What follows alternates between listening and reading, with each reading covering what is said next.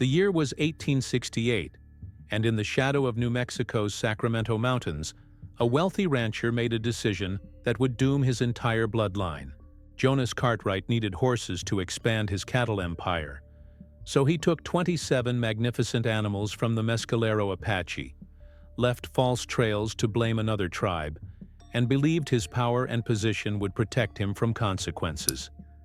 What Jonas didn't understand was that, to the Mescalero, stealing horses wasn't theft of property. It was theft of wealth, prestige, mobility, and dignity itself. It was a declaration of war, and the Mescalero would prosecute that war with such relentless fury, such unwavering commitment to vengeance, that 3 entire generations of Cartwrights would die before the debt was paid in blood.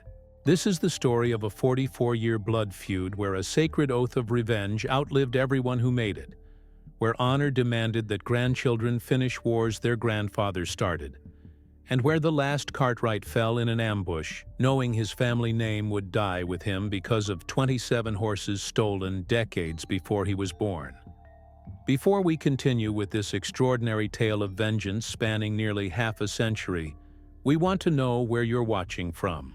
Are you following us from the United States, Europe, South America, or somewhere else entirely?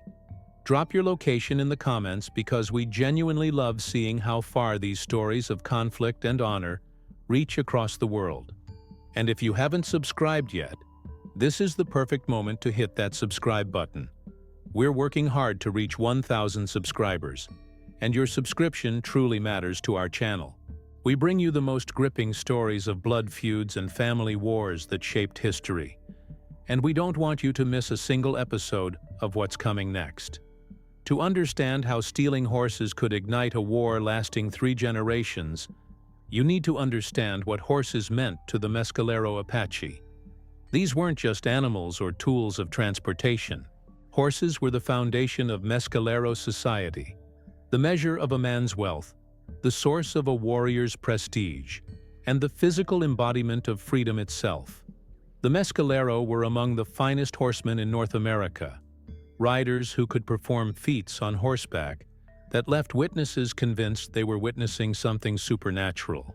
A Mescalero warrior on horseback was faster than any cavalry soldier, more maneuverable than any cowboy, capable of shooting arrows with deadly accuracy while riding at full gallop. To steal horses from the Mescalero wasn't just theft. It was an attack on their entire way of life, a deliberate insult to their mastery and pride, an act of aggression that demanded response or acceptance of permanent shame.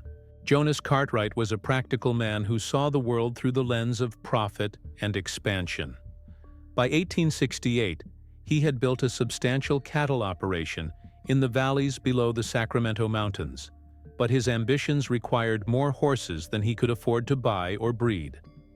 When he looked at the magnificent herds maintained by the Mescalero bands in the high country, he saw opportunity. He convinced himself that Indians had no real claim to property, that taking what he needed was justified by his plans to develop the territory, that his status as a white rancher with connections to territorial authorities made him untouchable. So Jonas Cartwright organized a raid, took 27 prime horses from a Mescalero camp, and attempted to cover his crime by leaving tracks pointing toward a rival Apache band. But a young Mescalero warrior named Hakinel had seen the raid. He had watched from concealment as Cartwright's men drove the horses away, had studied their faces and methods, and recognized several of them as hands from the Cartwright ranch. When Hakinel reported what he'd witnessed to the Mescalero leader Cheska Fogolento, the entire band understood immediately that this was no simple misunderstanding or opportunistic theft. This was a calculated insult, an act of aggression from a powerful rancher who believed the Mescalero would be too intimidated to respond. Cheska was known as a careful leader, a man who preferred negotiation to warfare, who understood that fighting white settlers usually ended badly for Apache bands. He decided to give Cartwright one chance to avoid catastrophe. He rode to the Cartwright ranch with a delegation of warriors and made a simple demand: return the horses, and there would be no trouble. Keep them, and there would be war. Jonas Cartwright's response sealed his family's fate.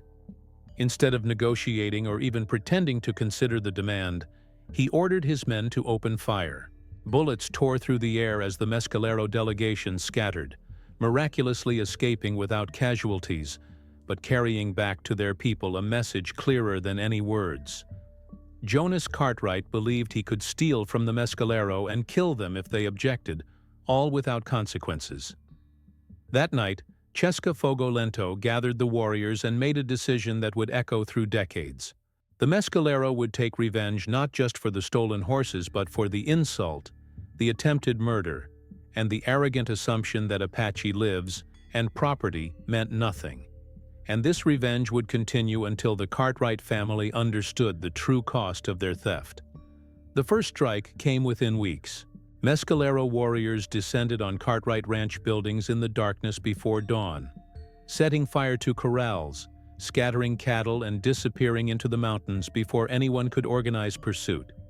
Jonas responded by hiring guns, offering bounties for Apache scalps, and calling in favors with territorial authorities to send Texas Rangers after the raiders. But the Rangers found themselves chasing ghosts through terrain the Mescalero knew intimately, fighting an enemy who could appear anywhere and vanish into landscape that swallowed pursuers whole. When Rangers did catch Mescalero, they often arrested whoever they could find rather than confirmed raiders, a strategy that only expanded the circle of Apache families with grievances against the Cartwrights. The war escalated with shocking speed. Cartwright supply wagons were ambushed on mountain roads. Ranch hands were found dead with arrows in their backs. Jonas began traveling with armed escorts and sleeping with loaded rifles beside his bed. But the Mescalero weren't just striking at people. They systematically destroyed the economic foundation of the Cartwright operation, burning hay stores, poisoning water sources, driving off livestock, and making it nearly impossible for Jonas to maintain the ranch that had seemed so profitable before he stole those 27 horses. The message was clear.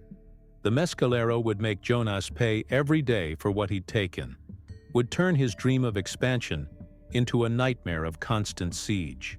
The conflict reached a turning point in 1873 when a Mescalero raiding party led by Haquinel caught Jonas Cartwright's supply caravan in a narrow canyon. The ambush was swift and brutal, and when it ended, Jonas Cartwright lay dead in the dust beside his overturned wagon, his blood soaking into New Mexico soil. The Mescalero had achieved their primary vengeance, killing the man who ordered the theft and then fired on peaceful negotiators. Most feuds would have ended there, with the original perpetrator dead and honor satisfied. But fate and circumstance conspired to extend the killing for another 4 decades. Among the Cartwright caravan casualties was a Mescalero woman named Clena, an exceptional horsewoman who had ridden with the warriors and died when Cartwright guards returned fire before being overwhelmed. Clena was beloved among her people, known for her courage and skill, and her death transformed what might have been a concluded vendetta into something far darker. The Mescalero gathered for her funeral and made an oath that would haunt the Cartwright bloodline for generations. This war would continue until the 3rd generation, until every Cartwright male understood that stealing from the Mescalero meant condemning your children and grandchildren to pay the debt your arrogance created. Jonas Cartwright's son Luke inherited the ranch, the grudge, and a war he hadn't started but couldn't escape. Luke was even more arrogant than his father, a man who genuinely believed that Indians had no rights. White men were bound to respect, who saw the ongoing Apache raids as criminal acts rather than legitimate warfare. He refused to abandon the ranch or seek peace, convinced that superior firepower and white civilization would eventually prevail over what he considered primitive savagery. In 1885, when Luke decided to move ranch operations higher into the mountains where he believed he'd be safer, the Mescaleros saw their opportunity. They hit the moving caravan with overwhelming force, and Luke Cartwright died exactly as his father had, bleeding out on a mountain trail while Apache warriors took back horses his family never should have touched. But Luke had nephews, sons of Jonas's other children, young men who inherited both the Cartwright name and the blood feud that came with it. These second-generation Cartwrights grew up hearing stories of grandfather Jonas and Uncle Luke, murdered by savage Apaches over horses.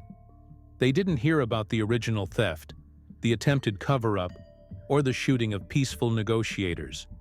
They only knew that their family members were dead and the killers still lived free in the mountains.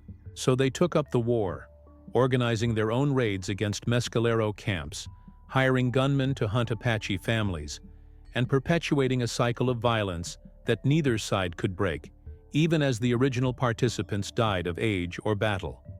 The war consumed the late 1800s with sporadic but deadly violence.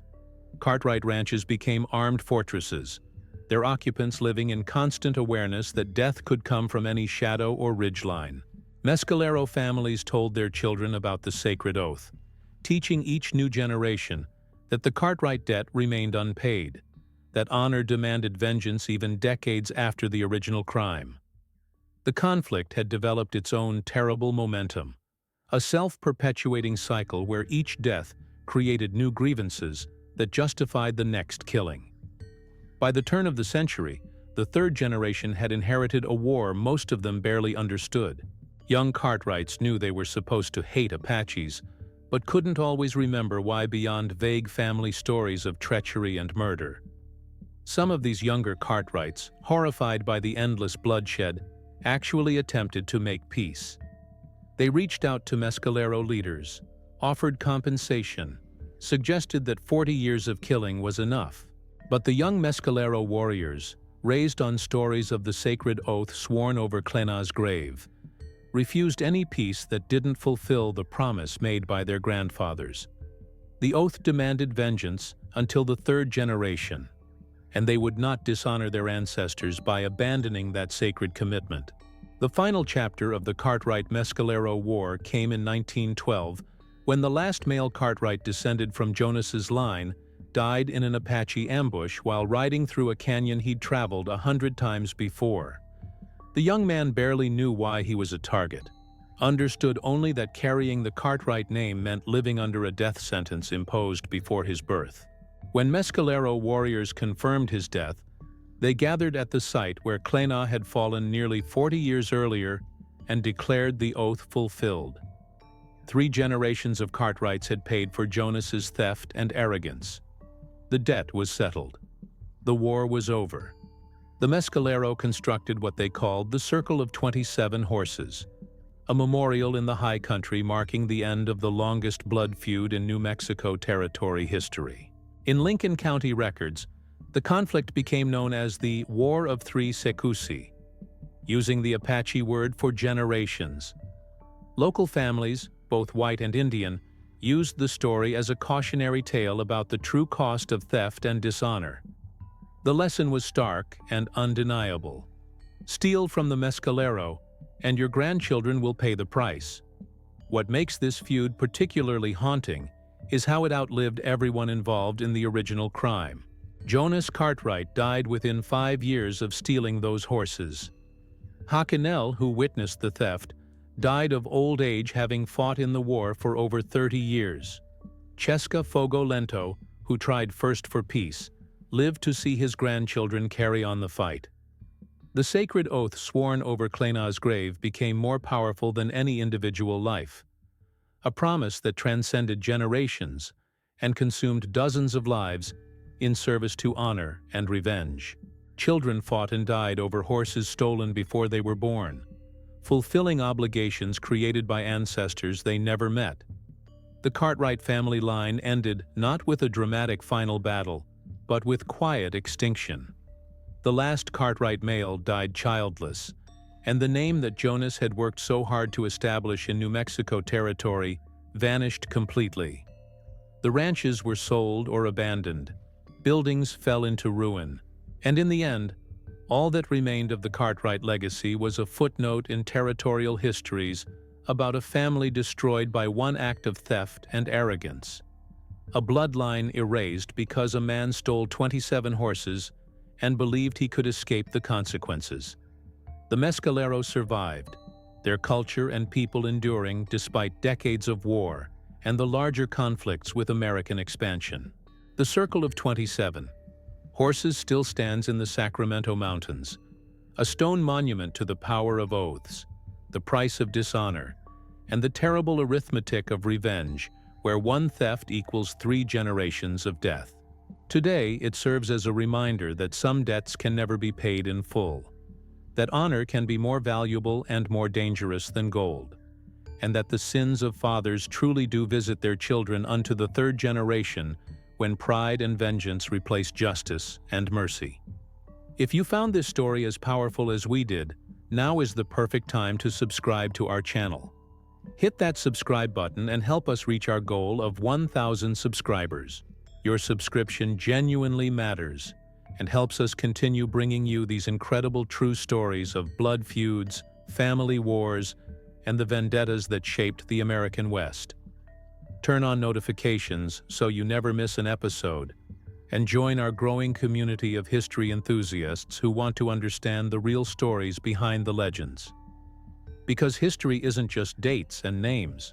It's the story of who we were when honor meant everything, and what we can learn from the blood they left behind in dust and stone and memory.